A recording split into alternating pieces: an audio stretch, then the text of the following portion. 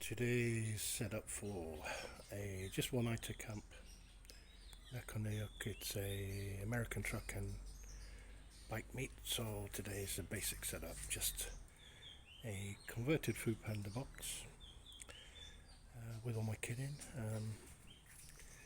And today, just taking my GPS and my little speaker so I can have some music. And then next to that will be the telephone. My GPS is wired in. On the front, this is basically my admin pack up. The black one's all spare bits for the bike, and the brown one's got all my wash kit and cables and bits and pieces. GoPro on the top, taking in 5 litres of water just in case there's no clean water. Wired into the electrics there for the speaker or the telephone if I need to sort of top it up. And I also use